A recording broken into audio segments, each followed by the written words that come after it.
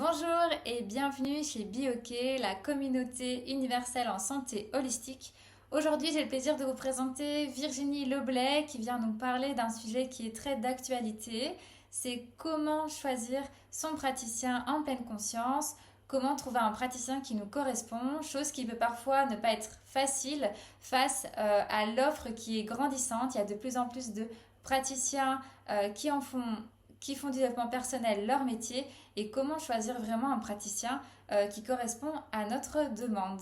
C'est ce que Virginie va nous expliquer dans cet échange. Bonjour Virginie, bienvenue. C'est un plaisir de te recevoir ici et c'est aussi un plaisir d'aborder un sujet qui te tenait à cœur, de pouvoir vraiment comprendre comment bien choisir son praticien en conscience, vu l'émergence qu'il y a en ce moment sur ce domaine de développement personnel. Il y a beaucoup de thérapeutes qui s'ouvrent et qui arrivent et qui ont cette voie de vouloir devenir praticien. Tu avais envie d'apporter un message et de donner ta vision aux membres de Bioke ou en tout cas aux personnes qui suivent la chaîne de Bioke.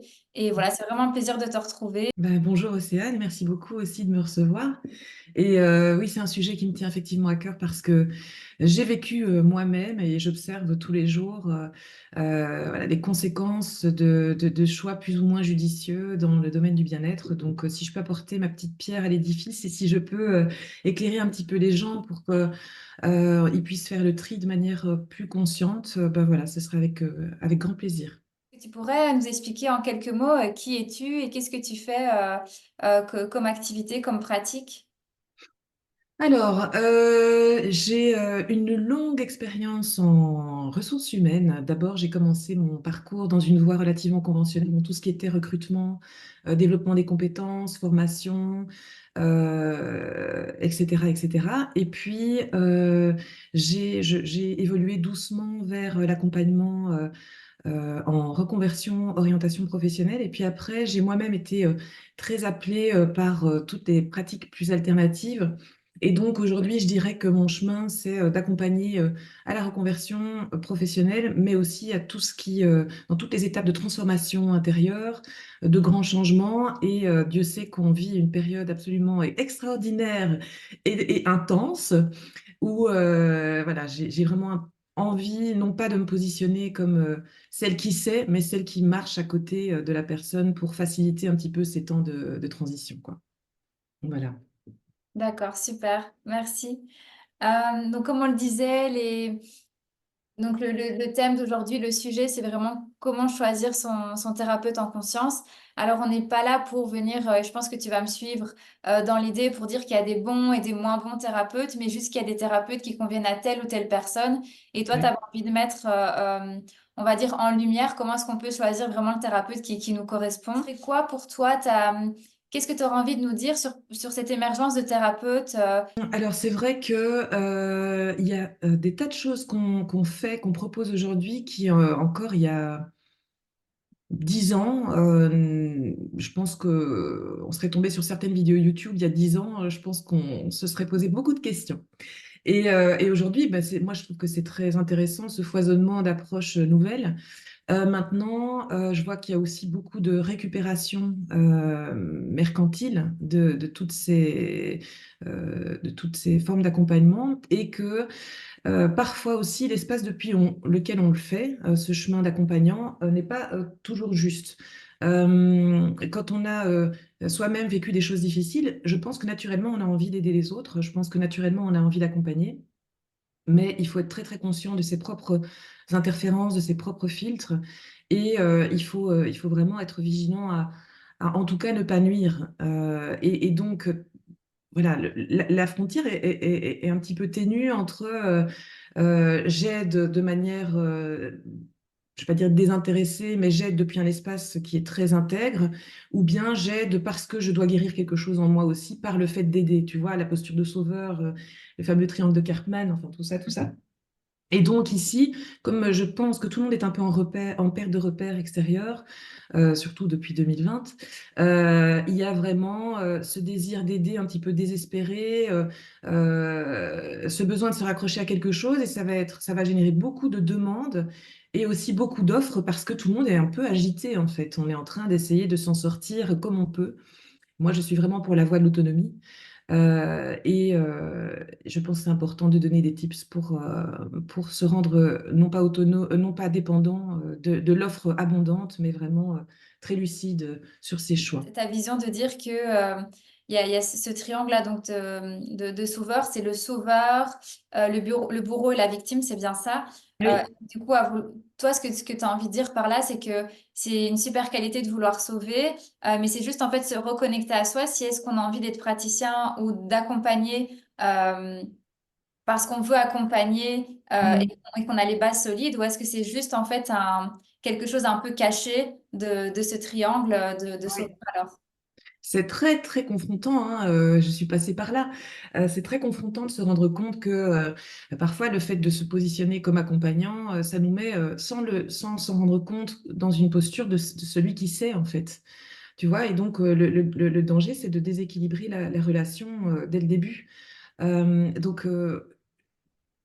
Je pense que paradoxalement, oui, je suis tombée hier sur une vidéo de Franck Lobvet, pour ceux qui connaissent.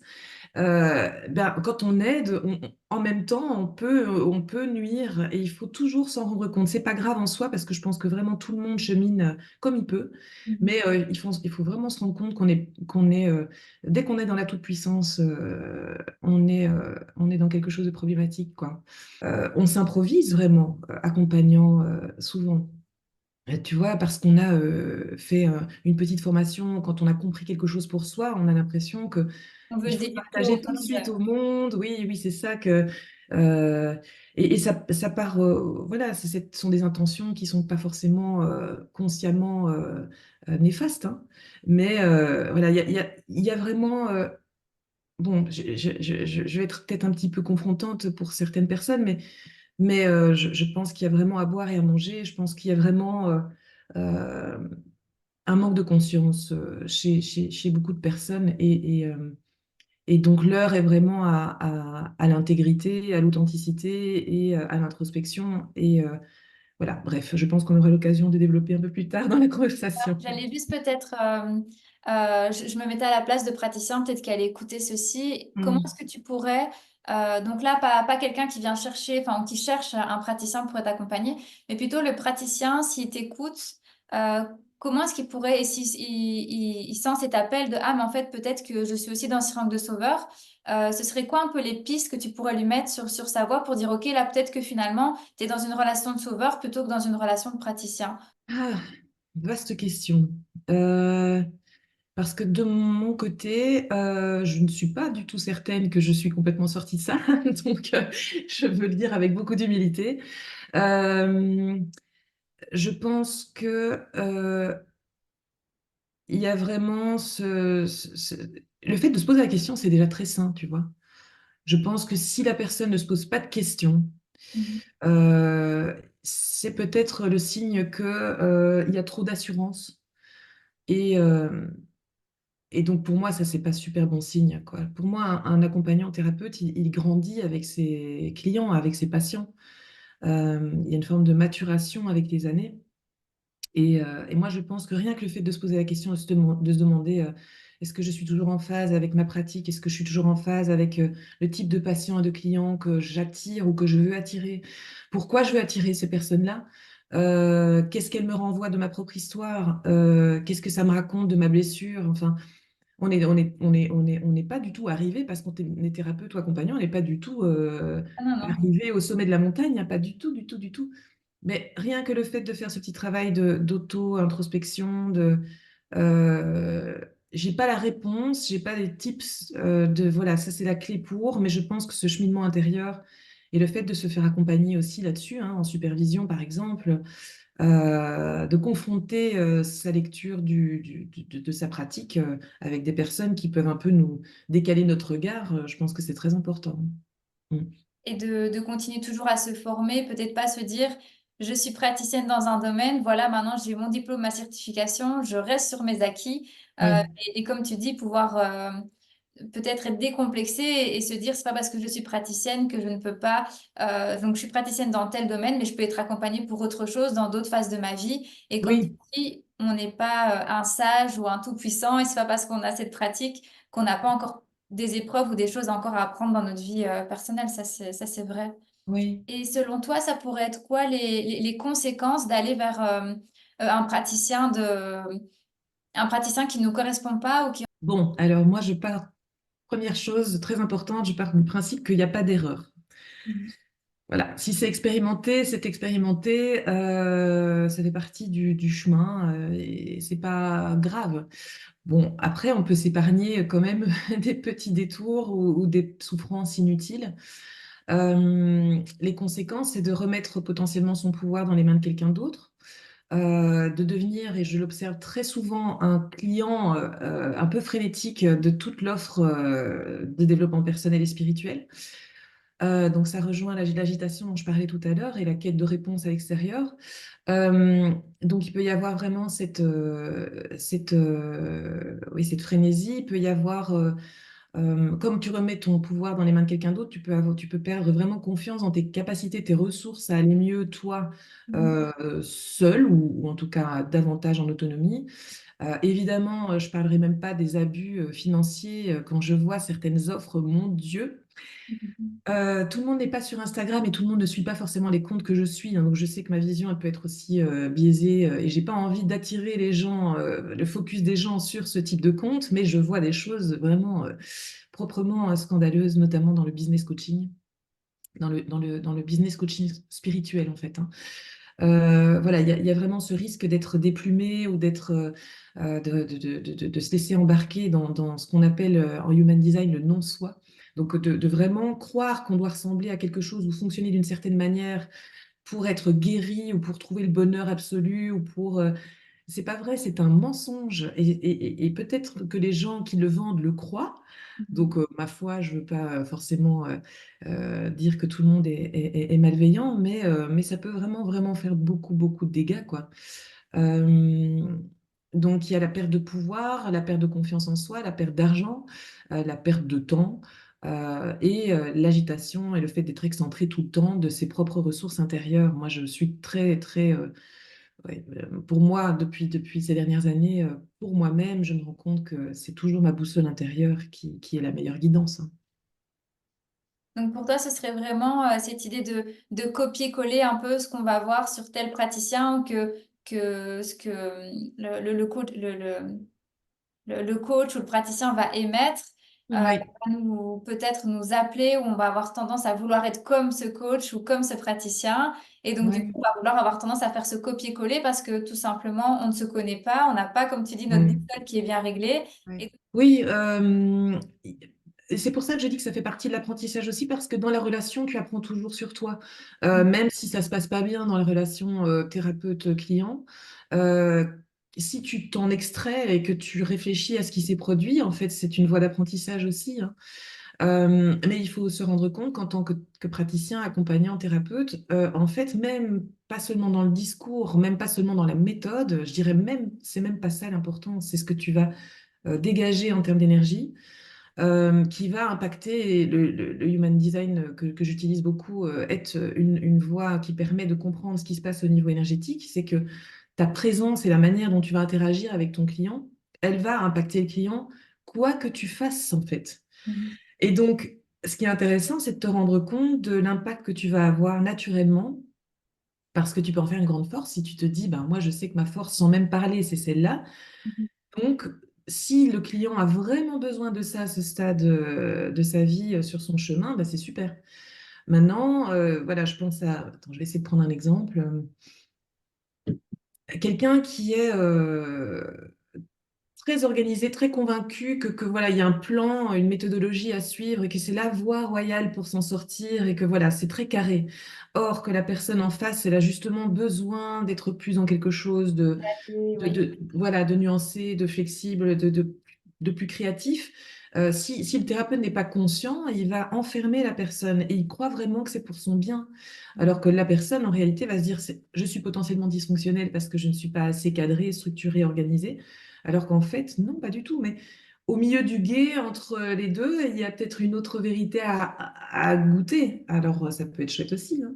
Mais il faut quand même pas mal de conscience de ce qui se joue dans le lien, quoi. Donc, du coup, ce que tu veux dire, ce serait que en fait, dans ce milieu de développement personnel ou dans cette approche de bienveillance et d'aide, il pourrait aussi avoir une certaine manière à mettre des personnes dans les cases, alors qu'à la base, c'est vraiment ce côté où tout le monde peut être soi-même Ah oui, à sa juste valeur et qu'il y a certains praticiens, parce que telles techniques ont marché pour eux, vont finalement voilà. enfermer leurs clients dans cette technique en disant, mais non, il n'y a que ça qui marche. Mm. Ce que tu mets en garde, c'est que du coup, si on n'a pas tel code, si on a tous des codes différents et qu'on n'a pas tel code-là, ben finalement, on va laisser imposer un code qui n'est pas le nôtre et ça va faire pire que mieux, vu qu'on vient déjà peut-être avec une souffrance ou avec quelque chose de compliqué et peut-être que la personne se trouve déjà différente et venir lui dire, mais tu l'es encore plus parce que tu ne rentres pas dans Oui, ce type de coaching. Je comprends que ça peut être ouais, peut faire pire que mieux, du coup, alors, ouais. exactement. Je n'aurais pas mieux dit. J'ai rien à ajouter. Et ça pourrait être quoi pour toi les pistes un peu pour nous mettre en garde ou si, voilà, imaginons quelqu'un qui nous regarde ici ou même moi, on peut me prendre un exemple, j'ai envie d'être accompagnée parce que j'ai telle problématique. Comment est-ce que je peux savoir quel praticien pourra me correspondre, sachant toujours, et là j'ai quand même envie de le répéter, euh, que là on n'est pas dans un discours de il y a des bons et des moins bons, mais que c'est vraiment on doit essayer de trouver le praticien qui a le même Oui. aimant que nous pour finalement se coacher ou qui a le même code que nous, si on reste sur la thématique, on a tous des codes différents, ce serait quoi, toi, pour toi, les conseils que tu as envie de partager? Alors, la fameuse boussole intérieure, parfois, elle est un peu, elle est un peu en panne. Il y a des pièges dans lesquels on peut tomber justement quand on va moins bien. On pourrait être très séduit, par exemple, je sais pas, l'apparence, par un discours. Alors, il y a un truc enfin, voilà, que je supporte plus du tout dans le marketing du bien-être, c'est appuyer sur les points douloureux, tu vois. Mhm. Quand on fait une liste de tu es comme ci, tu es comme ça, tu ressens ci, tu es comme ça. euh, euh, Voilà, tu es tel avec la définition. Exactement, voilà, Tu es c'est anxieux vraiment. si tu as ceci, ceci, ceci, tu n'arriveras pas dans Ouais. la vie si tu es ceci, ceci. Exactement. On expose des conséquences potentiellement très dramatiques de si tu viens pas me voir, moi, et si tu viens pas faire cette session, ce parcours avec moi, ben, tu vas être malheureux toute ta vie, quoi. Tu Voilà. vas rester dans tes blessures. Oui, oui, on voit beaucoup, hein, ça, ouais. Voilà, on actionne beaucoup, beaucoup les blessures. Il y a vraiment, c'est un manque d'authenticité dans le marketing. Mais voilà, c'est la maladie du moment, quoi. C'est tout ce qui est illusion, voilà, paillettes.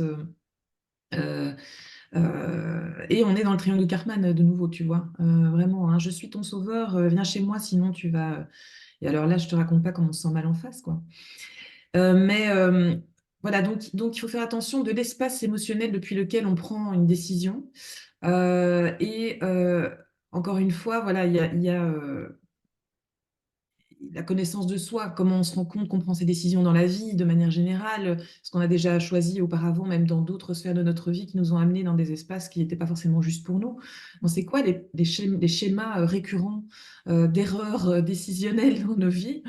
Voilà, il y a des gens qui sont plus ou moins impulsifs, il y a des gens qui sont plus ou moins réfléchis, mais moi je ne pense pas nécessairement que l'impulsivité ou en tout cas la spontanéité soit une mauvaise chose, comme je ne pense pas non plus que l'hypermentalisation soit toujours une très bonne chose. Voilà.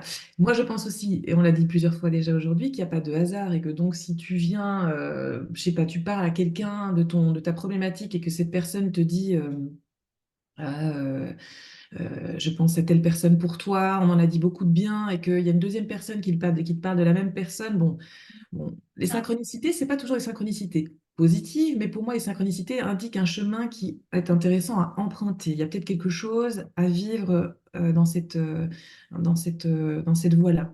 Sinon, je regarde mes petits copions, hein. D'accord? Parce que Aussi, tu sais. faut que ça reste un peu pragmatique. Donc voilà, il y a vraiment l'identification de ses besoins, en fait, hein. C'est d'ailleurs ce qu'on demande dans les premières séances quand on accompagne, c'est pourquoi tu es là. Et donc la personne, elle peut commencer à faire ce travail d'introspection avant, c'est-à-dire j'en suis à quel stade dans ma vie, où se situe le problème, est-ce que j'ai besoin d'une approche, je ne sais pas moi, plutôt corporelle parce que je suis trop mentale ou l'inverse. Est-ce que j'ai besoin de quelqu'un d'enveloppant ou de cadrant, est-ce que j'ai besoin de quelqu'un, est-ce que j'ai besoin d'un one-shot pour reprendre confiance, ou est-ce que j'ai besoin d'un processus profond, enfin. Voilà, c'est ça. Donc il y a vraiment cette idée déterminer ses besoins. Et parfois, les besoins, bon, la demande est celle-là, mais le besoin caché, est pas forcément. Bon, après, c'est le praticien qui peut alors accompagner à l'élaboration du besoin et que la personne se rende un petit peu mieux compte de ses angles morts parfois. Alors, il y a évidemment faire des recherches, donc l'aspect, voilà, Internet, génial, hein, mais Aller Internet, sur Bioquet, tu dis? aller sur Bioquet, voir toute ta liste de praticiens, Mais c'est le quelle bonne idée! oui. Voilà, par exemple, euh, écouter son intuition quand on regarde la fiche d'un praticien, quand on regarde ce qu'il dégage, il faut écouter son intuition. Et son intuition, c'est de nouveau pas dans le mental que ça se joue, c'est je le sens pas. Et c'est même physiologique, hein. Moi, je suis pour le moment très adepte des messages du corps. Et donc, tu peux sentir quand il y a quelque chose qui se crispe ou quelque chose qui est détendu quand tu lis ou quand tu regardes quelqu'un. Et c'est un signe qui est quand même assez évocateur, quoi. Alors, il y a la question, on en avait parlé déjà toutes les deux, des qualifications, des diplômes, des certifications. Alors là, ben moi, je suis un peu mitigée, c'est-à-dire qu'il y a des gens qui sont supra méga diplômés. D'ailleurs, je trouve que c'est même très suspect quand quelqu'un fait une liste trop longue de toutes À ces trop formations. un peu comme s'il devait se vendre à travers ses diplômes. Oui, maintenant, ça peut être par manque de confiance en soi et c'est pas grave, hein, du tout. Mais peut y avoir une hyper démonstration, voilà, qui est pas forcément nécessaire.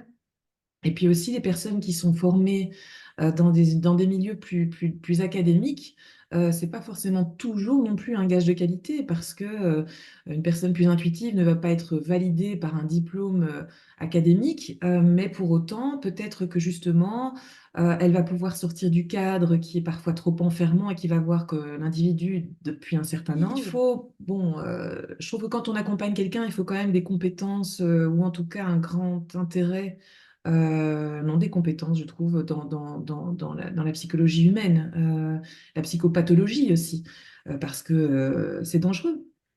Mhm. C'est dangereux si tu agis au mauvais endroit.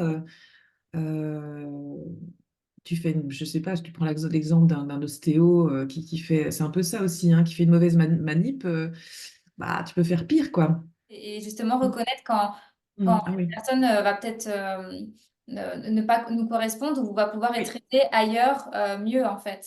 Ah Avoir oui, oui. l'estime de se Ça, dire, OK, c'est vraiment. je ne peux pas l'accompagner, c'est pas grave.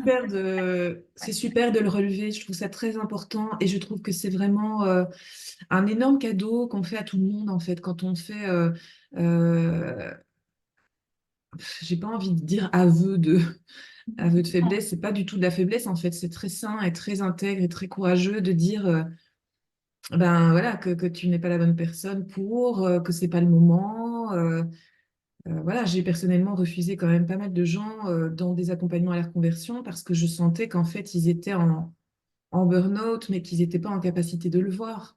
Mhm. Et donc, je n'allais pas, moi, dire à la personne en 15 minutes qu'elle était en burn-out et qu'il fallait qu'elle se soigne, mais j'essayais d'orienter la personne vers alors, en tout cas, une consultation médicale. Mhm. Et dire, mais moi, je suis encore là dans 6 mois. Mais aujourd'hui, on va aller justement dans les exercices et dans l'accompagnement, euh, peut-être sur des terrains et des sphères qui sont très souffrantes encore pour la personne, quoi. Donc, c'est très important de dire à la personne, c'est pas le moment ou je suis pas la bonne personne. Oui, oui, oui, tout à fait.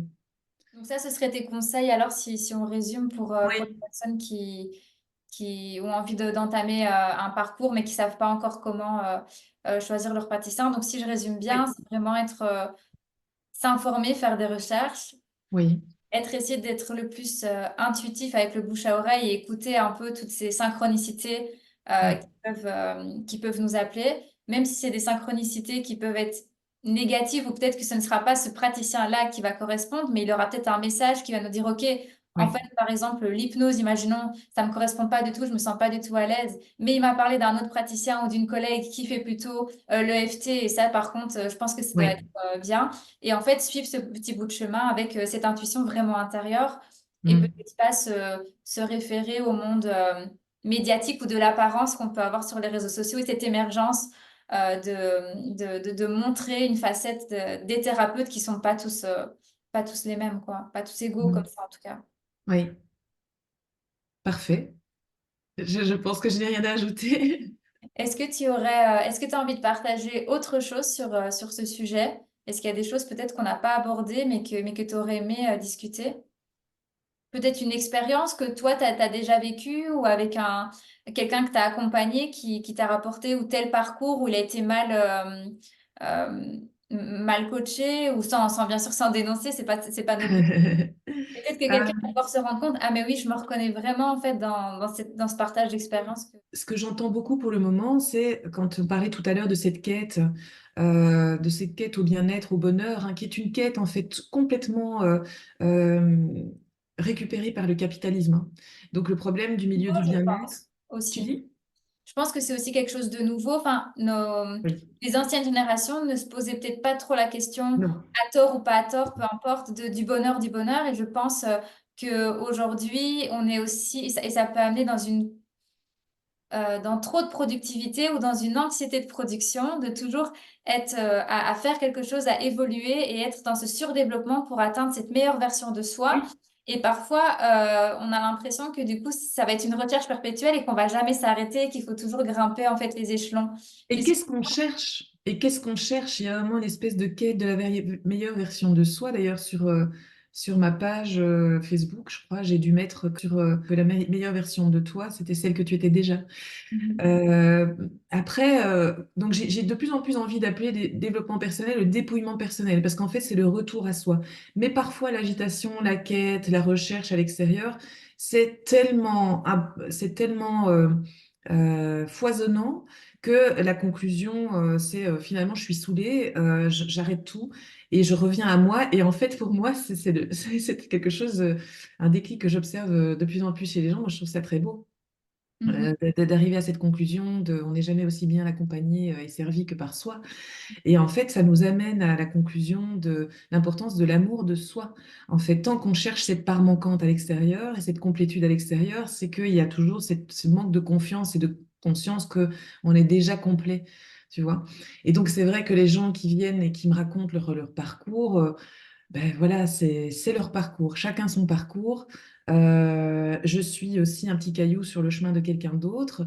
Et voilà, il y a un peu un joyeux fouillis pour le moment. Et c'est l'époque qui veut ça, tu le dis très justement. Je pense que c'est très important et intéressant de pouvoir vivre cette période. On est dans l'ère du Verseau maintenant, donc ça fait partie du jeu. On a signé pour ça. Mais voilà, peut-être que, et j'ose espérer qu'il va y avoir une forme de comment dire, quel terme utiliser, d'ajustement spontané, tu vois, quelque chose d'organique qui va se mettre en place, où les gens vont être plus conscients et les gens vont faire des tris plus appropriés, les gens vont mieux s'écouter, ils vont se rendre compte justement qu'il y a des tas de choses qui sont pas utiles, pas nécessaires. Mhm. Je pense que ça va venir dans les années qui viennent, en fait. Je pense que il y aura tellement de bruit qu'on n'aura envie que du silence. C'est très juste ce que tu disais avec cette quête de vouloir entamer plein de chemins différents, plein de Mm. processus différents. Et puis, comme tu dis, on va peut-être s'essouffler et on se Ouais. rend compte que quand il n'y a plus tous ces accompagnants autour de nous, plus ces formations, plus cette envie Mm. d'être coaché en permanence, on se dit, ben, finalement, c'est peut-être à ce moment-là qu'on se rend compte qu'on a cheminé. Alors que quand on était perdu dans tout ça, on a l'impression qu'on chemine pas, qu'on tourne en Exactement. rond. Et quand on va une fois, comme tu dis, couper la musique, peut-être, on se dit, ah, mais en fait, je suis peut-être bien mieux dans le silence que quand j'étais dans le silence il y a quelques années. Oui, Et je pense que c'est comme tu dis, c'est peut-être ça le. Après, là, on entame une vision philosophique et on apporte toutes les deux oui, mais c'est notre bien. vision, mais c'est très, très cool aussi. Mais c'est peut-être ça, finalement, le juste, c'est pas d'être la meilleure version de soi, mais d'être bien avec soi-même dans le silence de soi. Mm. Oh, que c'est beau. Voilà. Oui, oui, on vit une vie de contraste et donc parfois il faut goûter à l'agitation pour comprendre à quel point le calme est le meilleur endroit pour soi. Je Mm. pense qu'on a tout dit. Virginie, je te remercie beaucoup pour ce moment ensemble. J'espère vraiment que ça a pu parler à chacun et que peut-être qu'il y en a qui se sont reconnus ou en tout cas que ça leur a fait justement cet appel intérieur où ils se sont reconnus dans certains mots qu'on a pu dire. Et merci de croire dans notre projet de Bioké. Merci infiniment. Je te souhaite une super bonne continuation et j'espère vraiment qu'on va pouvoir encore collaborer. Et avec grand plaisir, je t'ouvre les portes de la chaîne BioK pour faire une prochaine vidéo avec grand plaisir. Ah bah, c'est moi qui suis absolument ravie d'avoir été invitée aujourd'hui. C'était vraiment une très chouette discussion. Je trouve que c'est très beau de lancer ce genre de projet actuellement, justement. Et je serais ravie de vous revoir, de te revoir, de discuter encore avec toi et voilà, et de pouvoir partager mon point de vue si ça se met. Vraiment, c'était très chouette, une conversation très riche. Cette vidéo est terminée. Je tenais à remercier Virginie pour son temps, sa présence et pour ces précieuses informations qu'elle nous a apportées aujourd'hui.